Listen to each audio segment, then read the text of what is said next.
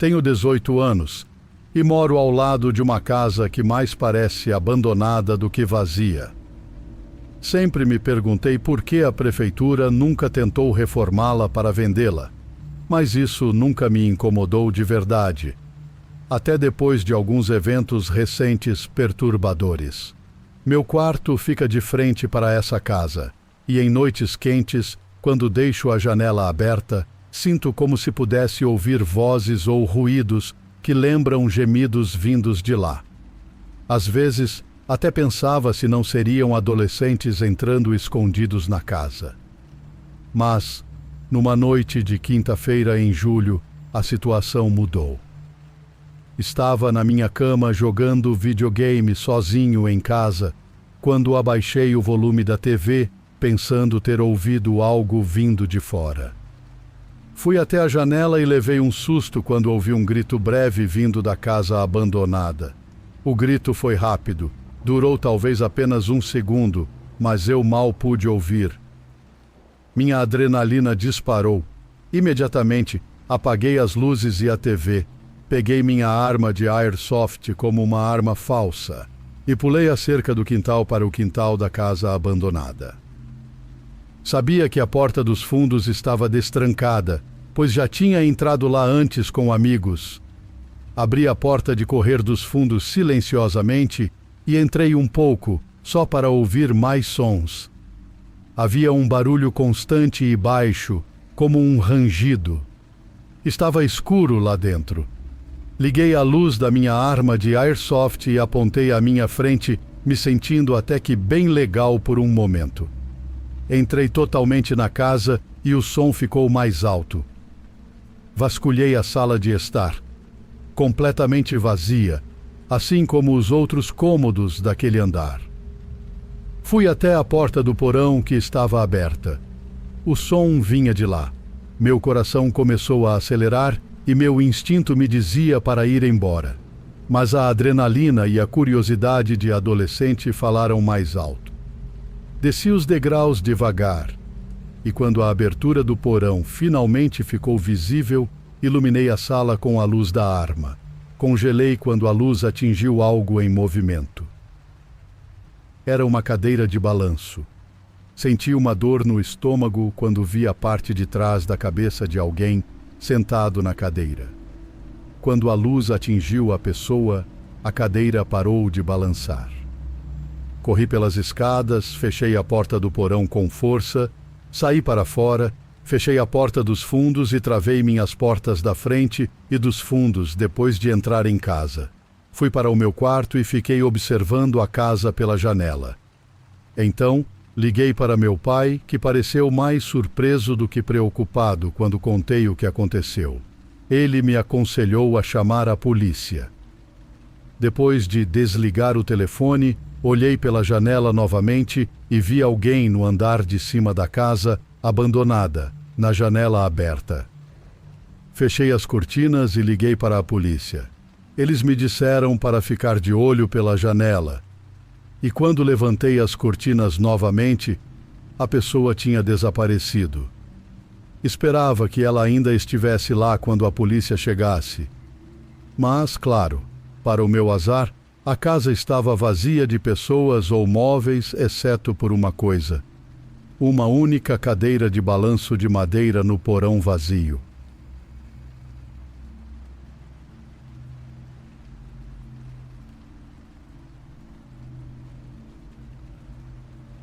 Sou policial em nossa delegacia local. Os turnos aqui estão sempre mudando, com a equipe trabalhando de 10 a 12 horas em horários diferentes a cada semana, às vezes de madrugada, seguido de manhã cedo e depois de madrugada novamente. Neste dia, eu estava trabalhando das 10 da noite às 10 da manhã e estava no escritório quando um despachante me informou sobre uma chamada relacionada a um grupo de adolescentes invadindo propriedade privada. Especificamente, era um hospital nos arredores da cidade que estava abandonado há uma década. Esse era um local comum para grupos se reunirem e fazerem atividades ilegais, e todo o departamento sabia disso, já tendo ido lá várias vezes. Essa era minha quarta vez indo até lá, e eu estava certo de que seria um caso rápido e típico: entrar e escoltar um grupo de amigos para fora ou assistir eles fugirem. Eu estava cansado, então qualquer um dos resultados era bom para mim. Honestamente, não me importava muito em prender e acusar. Só precisava que eles deixassem a propriedade. Quando cheguei lá, notei rapidamente uma luz de lanterna brilhando pelas janelas do segundo andar. O estranho era que a luz se movia muito rápido através de várias janelas, como se alguém estivesse correndo pelo corredor. Saí do meu veículo, preparei minha lanterna e entrei no prédio. A primeira coisa que fiz foi chamar, pedindo que todos se mostrassem, mas claro que ninguém apareceu. Ouvi na entrada por algum barulho que pudesse me dar uma ideia de onde procurar, mas estava silencioso, tanto que me deixou alerta e com a mão direita no coldre da minha arma. Sempre tinha um leve medo de que pudesse ser uma armadilha para atrair um policial e tentar algo, mas mantive a calma e caminhei pelo velho corredor e subi as escadas.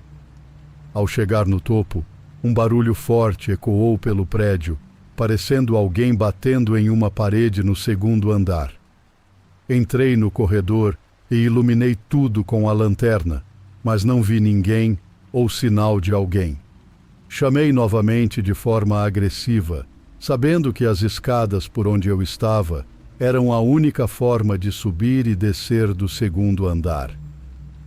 Fiquei ali ouvindo, mas só ouvi o rangido do prédio. Caminhei lentamente pelo corredor, olhando por cada porta e iluminando os quartos com a lanterna, mas não havia nada além de camas de hospital antigas e grafites.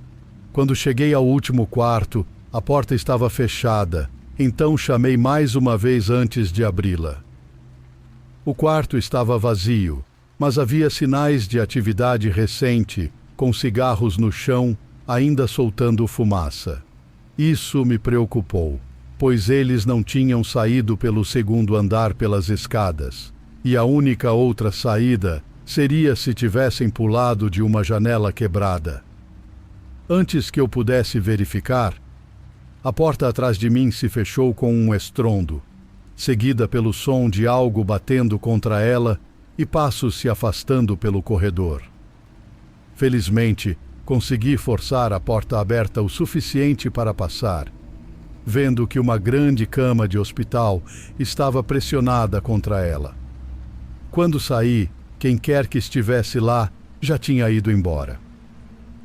A polícia chegou e fizemos uma investigação mais detalhada, também verificando com quem chamou sobre os 2 adolescentes. O estranho era que só ouvi um conjunto claro de passos e vi apenas uma lanterna na janela. Os cigarros ainda queimando também mostravam que eles tinham saído às pressas, o que poderia ter sido por minha chegada. Mas então, por que um deles teria ficado para trás? Pela manhã, recebemos um relatório de uma mãe sobre seu filho adolescente desaparecido, seguido por um relatório idêntico de outra mãe sobre seu filho adolescente. Após investigar por dias, semanas e meses, ficou quase certo que eles não apareceriam. Agora, 6 anos depois, eles ainda não apareceram. O desaparecimento deles é improvável e isso torna tudo mais difícil. Não é certo se a pessoa no hospital comigo era um dos 2 garotos, mas a teoria mais estável é que era outra pessoa.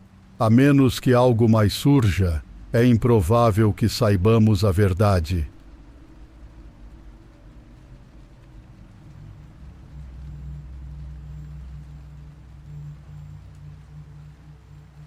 Há muito tempo eu morei brevemente com meu grande amigo Júlio em uma rua tranquila. A casa não era a mais bonita da região, nem o bairro, mas o preço era imbatível para 2 jovens sem dinheiro como nós. Eu e Júlio nos conhecíamos desde que tínhamos uns 9 anos e, na época dessa história, trabalhávamos juntos. Morar com ele parecia uma ótima ideia. No nosso primeiro dia lá, percebemos rapidamente que a casa com a aparência assustadora do outro lado da rua, com grama alta e arbustos crescidos, estava abandonada como muitas outras casas na área. Algo que, de alguma forma, não tínhamos notado antes. Havia até grafite ao lado de uma das janelas da frente e no muro. Nossos vizinhos de um lado pareciam suspeitos e não queríamos nem nos aproximar. O vizinho do outro lado era um cara mais velho, meio hippie, chamado Chris. Ele tinha cabelos longos e grisalhos e uma barba combinando. Parecia amigável no começo, eu acho, mas também muito estranho e difícil de conversar. Falamos com ele no nosso segundo dia lá, depois do trabalho. Ele nos disse que a casa estava abandonada há tanto tempo quanto ele conseguia se lembrar. Naquela noite, com o sol quase se pondo, enquanto estávamos sentados na frente da casa fumando, olhei para a casa do outro lado da rua e senti um frio na barriga. De repente, levantei, joguei meu cigarro no chão e o apaguei. Júlio me olhou confuso e eu apontei para a janela de cima da casa. Estava apontando para um rosto que eu vi me encarando pela única janela do andar de cima. Perguntei a Júlio: "Você tá vendo aquilo? Tem alguém na janela?"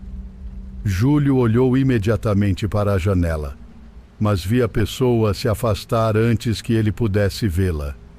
Eu disse a ele que não sabia se era um homem ou uma mulher, velho ou jovem. O vidro estava muito embaçado. Só sabia que vi os olhos, e eles estavam nos encarando.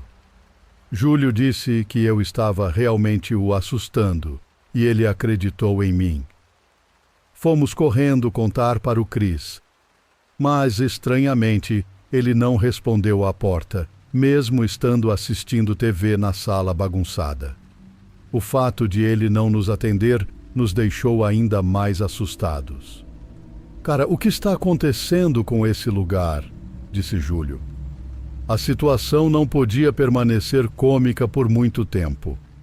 Júlio tinha uma katana e sugeriu que cruzássemos a rua com ela, entrássemos na casa pelo quintal e víssemos o que estava acontecendo. Sempre fomos aventureiros e encrenqueiros quando crianças, então essa foi nossa reação natural à situação. Quando escureceu, cruzamos a rua, quebramos a tábua que segurava a porta dos fundos e entramos na casa. Ambos tínhamos lanternas potentes conosco para iluminar qualquer cômodo. A casa estava empoeirada, decrépita, mas surpreendentemente parecia intacta por dentro, sem grafite ou sinais de vandalismo. Ainda assim, o lugar era assustadoramente sinistro. E imediatamente brincamos que deveríamos sair dali. Mas continuamos. O primeiro andar era pateticamente pequeno, como o nosso: uma cozinha, uma sala de estar minúscula e uma sala de jantar. Não havia porão, apenas um armário. O primeiro andar estava vazio. Concordamos em verificar o andar de cima. Caminhamos na ponta dos pés até as escadas e Júlio do nada gritou: "Tem alguém aí em cima?" "Por que você fez isso?" eu disse baixinho. Então, ambos congelamos de medo quando ouvimos passos rápidos começando de repente acima de nós. Parecia alguém pesado e soava como se estivessem correndo em direção à escada. Literalmente senti meu coração parar. Júlio, que tinha a katana, foi o primeiro a fugir, me puxando com ele. Saímos do jeito que entramos e corremos de volta para casa, onde vimos Chris parado na janela nos observando. Não sabíamos o que fazer. Ele nos encarava intensamente enquanto recuperávamos o fôlego na frente da casa. Entramos, decidimos não chamar a polícia e nos mudamos literalmente no dia seguinte. Explicamos ao proprietário que o local era muito inconveniente para nós e precisávamos sair o mais rápido possível. Fomos embora daquela casa e nunca mais olhamos para trás.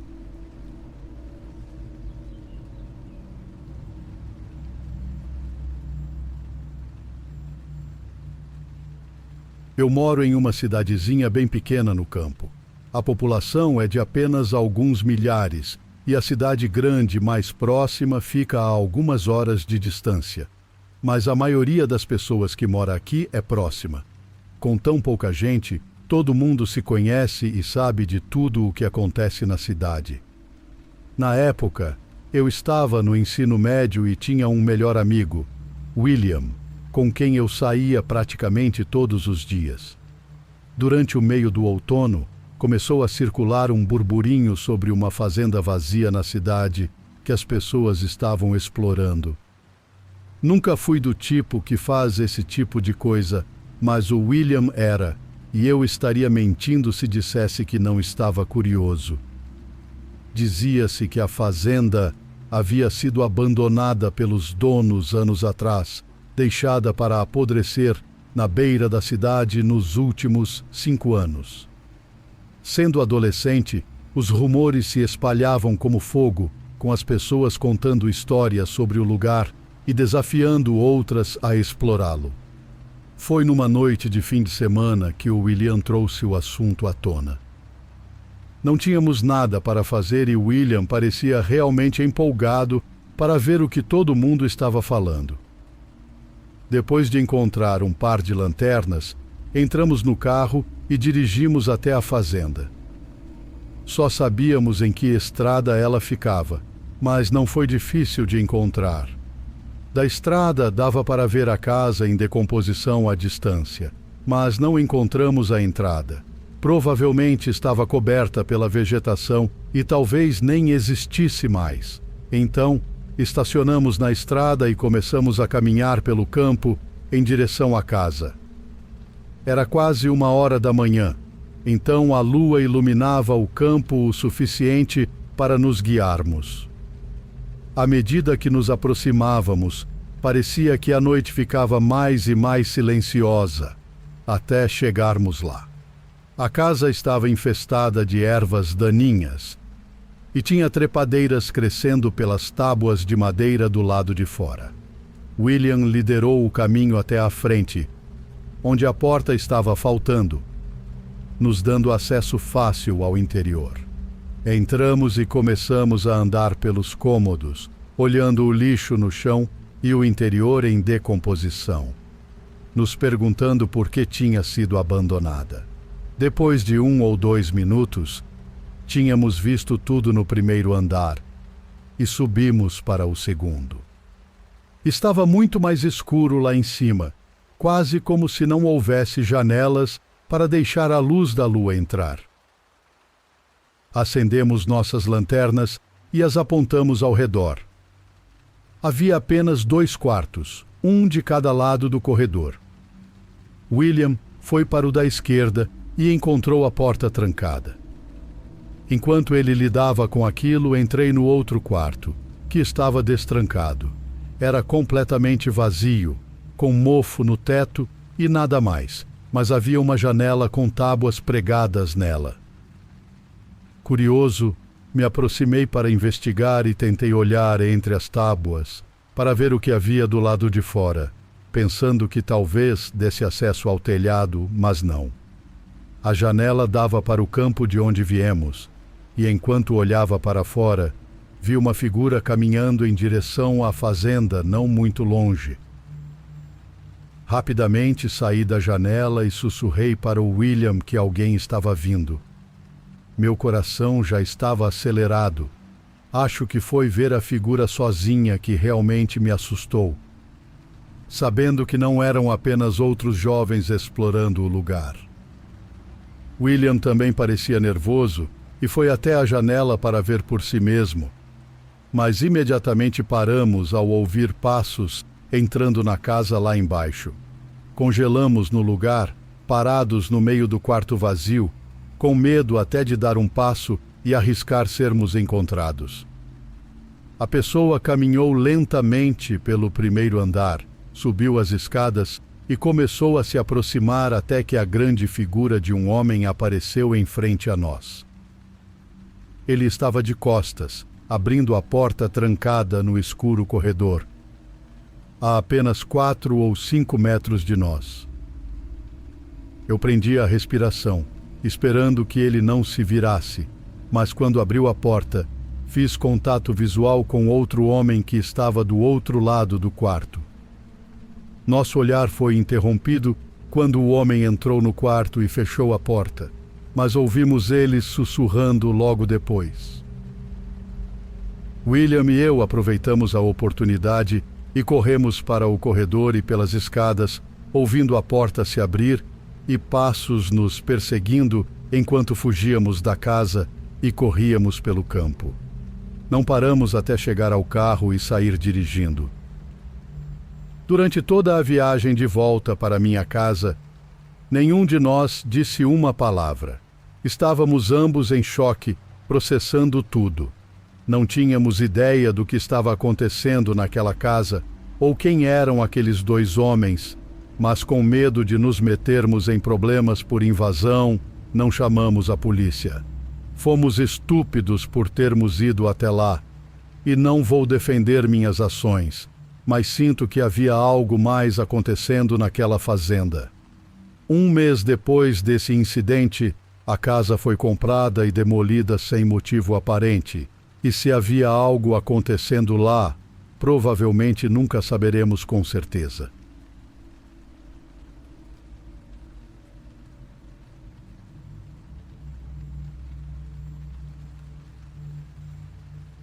Certo, então tem umas repúblicas abandonadas no meu campus universitário. Elas foram fechadas há uns 15 anos e, na verdade, eu nem sei direito o motivo. Enfim, estão abandonadas. Corre o boato de que serão reformadas algum dia, mas isso provavelmente nunca vai acontecer. Naturalmente, também há rumores de que são mal assombradas.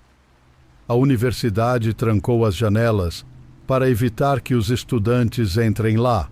Como eu me considero um explorador urbano, que não tem medo de se meter em encrencas, decidi, há 1 semana, que ia invadir e dar uma olhada. Corte para a noite passada. Não tinha um plano definido, apenas vestir preto e evitar ser pego. A segurança no campus aumentou recentemente, mas não tive problemas para entrar sem ser visto. Vou poupar vocês dos detalhes, mas basicamente você ficaria surpreso com o que se pode fazer com uma barra de ferro e um pouco de vandalismo. Acabei entrando por uma janela do 1º andar e me vi em um quarto vazio, iluminado apenas pela lanterna do meu celular. Um dos boatos é que o subsolo é mal assombrado, então decidi ir lá primeiro. Naquele momento, me achava um explorador corajoso, mas não consigo nem expressar o quanto estava apavorado. O prédio estava escuro, velho e com um cheiro estranho. A todo momento pensei que algo apareceria e me atacaria. Não ajudava o fato de que a bateria do meu celular estava se esgotando rápido por causa da lanterna, então tive que usar com muita moderação. Previsão não é meu forte. De qualquer forma, no subsolo, não havia nenhum fantasma de homem sem rosto. Pelo menos não que eu tenha visto. Mas foi aí que as coisas começaram a ficar estranhas. Vamos à cena. Desci as escadas com muito cuidado. Abri a porta no final e entrei em uma sala completamente normal, embora um pouco mais fria e com o chão mais grudento do que eu gostaria. Passei a lanterna pela parede oposta e vi outra porta. Provavelmente uma lavanderia, pensei. Vou dar uma olhada e sair daqui antes de me mijar de medo. Então posso me gabar para os meus amigos que explorei o subsolo de uma das repúblicas abandonadas. Mas não era uma lavanderia. Abri a porta e vi um mar vermelho no chão, com um ralo no meio, parecendo entupido com materiais orgânicos vermelhos brilhantes. Vi um pedaço de algo preto em formato de pentágono no teto e então corri. Subi as escadas, corri pelo corredor e saí pela janela que eu tinha quebrado. Não parei de correr até chegar no meu dormitório. Fiquei na cama, acordado, absolutamente aterrorizado. consegui dormir depois que minha colega de quarto saiu para a aula. Levantei por volta das 11 da manhã e encontrei um pedaço de papel que tinha sido colocado embaixo da porta. "Gostou do que viu?" Estava escrito em tinta vermelha brilhante. Deve ser alguém brincando comigo. Mas caramba, eles são bons nisso, porque isso realmente me assustou.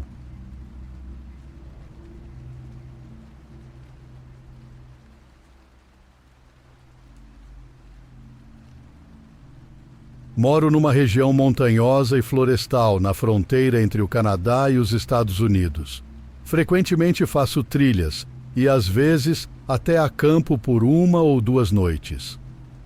Geralmente, entro sem um plano definido, escolho uma trilha pouco conhecida e vejo aonde ela me leva. Acho que a emoção de não saber o que vou encontrar torna tudo mais interessante. Claro, em caso de emergências, sempre vou preparado com vários métodos de navegação, porque nunca se sabe. De qualquer forma, estava em uma caminhada no início do verão deste ano, numa trilha aleatória no meio da floresta perto da minha cabana. Nunca tinha passado por ela antes, mas a encontrei intersectando uma trilha que tinha percorrido algumas semanas antes. Esta era muito tênue. Às vezes até me fazia questionar se era realmente uma trilha ou se eu estava imaginando um caminho que não existia. Depois de 2 horas, comecei a notar pegadas de sapatos em partes mais lamacentas da trilha.